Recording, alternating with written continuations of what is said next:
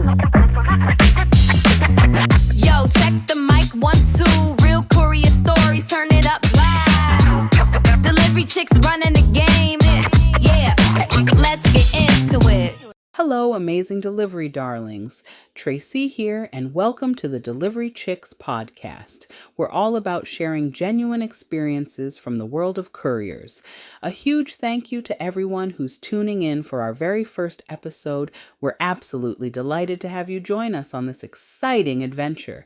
This past week has been incredibly busy, both out on the streets making deliveries and behind the scenes coordinating everything. We truly see it all as a wonderful blessing, a sign of good luck for all of us.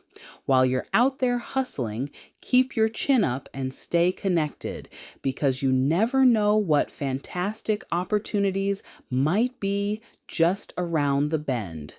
Life is certainly full of surprises. No amount of planning can ever fully predict what's coming our way.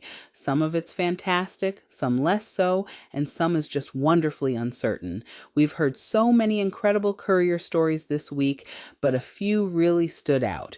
If you have a courier tale you'd love to share, please send us an email at podcaststories@deliverychixx.com. To set up a delivery, simply head over to deliverychixx.com. It couldn't be easier. And of course, you can always reach us by phone at 515-412-9070. We're also actively seeking investors and co-founders. But enough of all that for now. Let's get back to the podcast. So, are you ready to jump into our very first story? It's called On the Road to Riches. And a massive thank you to Mel for sharing her incredible journey. Let's listen in. Welcome, Mel. How are you? And thanks for coming. Thanks for having me. It's our pleasure. Go ahead with your story, Mel.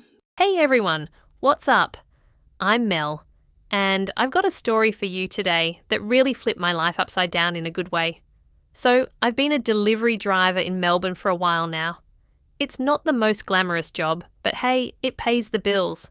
Lately though, things have been pretty rough for my husband Tom and me. So here's the deal. Tom lost his job a few months back, and let me tell you, it's been a real struggle. I mean, we were already living paycheck to paycheck, and now it felt like we were just drowning in bills. You know that feeling when you look at your bank account, and it's practically an empty pit?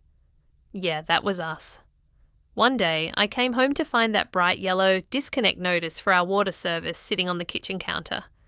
I swear it felt like it was glaring at me like, hey, look at this mess you're in. It hit me hard. I could almost hear the water in the sink mocking me.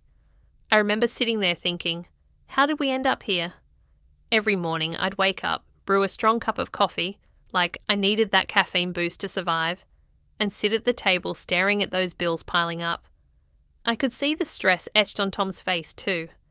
He used to be so optimistic, but I could tell he was feeling the weight of it all.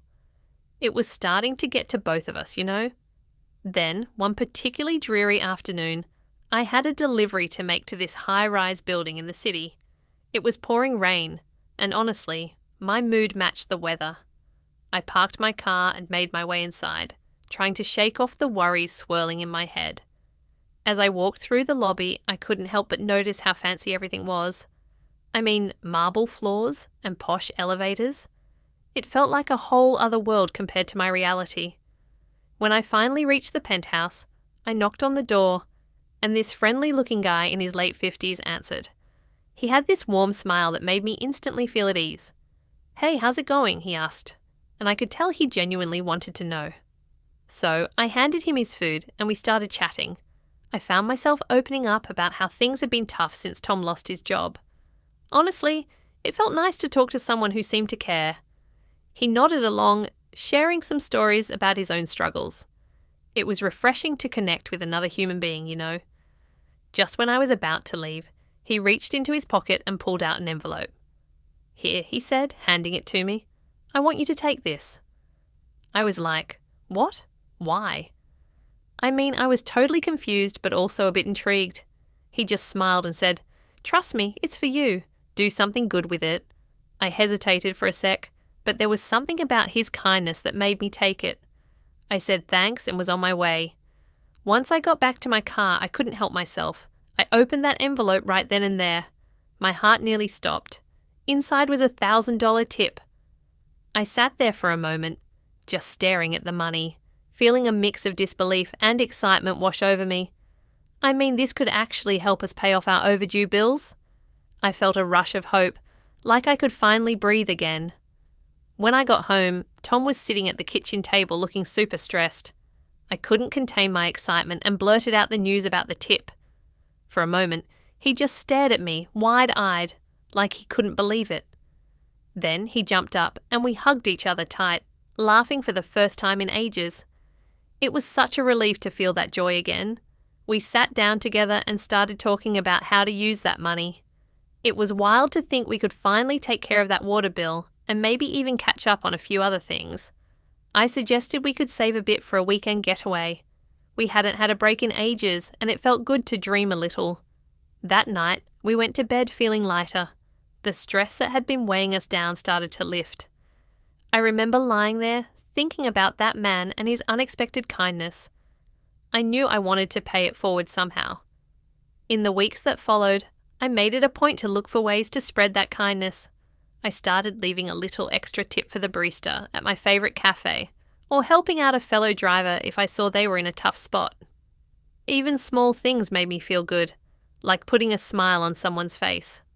As time went on, Tom finally found a part-time job that he really enjoyed. Slowly but surely, we started to get our footing back. We still had our challenges, of course, but we faced them together. That unexpected windfall helped us financially, but it also reignited our connection. We learned to communicate better and share our worries more openly, which was a game changer. You know, looking back, I can see that moment changed more than just our financial situation.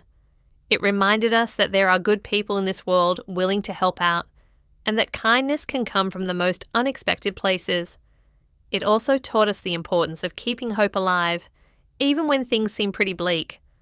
I still think about that man sometimes, wondering if he knows the impact he had on our lives. His simple act of generosity shifted our perspective and helped us rediscover our resilience. It was like he threw us a lifeline just when we needed it most. So here I am today, sharing this story with you because I want to remind you that kindness exists, often when you least expect it. Life is unpredictable, and sometimes it's those little moments, like a chat with a stranger or a random act of generosity, that can turn everything around. Thanks for hanging out and listening to my story. I hope it resonates with you and encourages you to keep looking for those silver linings, no matter how dark the clouds may seem. Remember, we're all in this together, and there's always a chance for a little kindness to make a big difference. What an incredible story, Mel. It really highlights the power of kindness and how unexpected moments can turn our lives around. As couriers, we never really know what surprises our customers might bring into our day, and it's stories like yours that remind us of the human connections we make along the way. Join us next month on the 1st for episode 2, where we'll dive into a different kind of story. We'd love to hear from you too.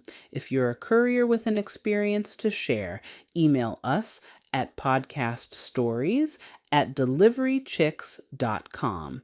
And if you need a delivery, remember we service Miami, Florida, and Des Moines, Iowa.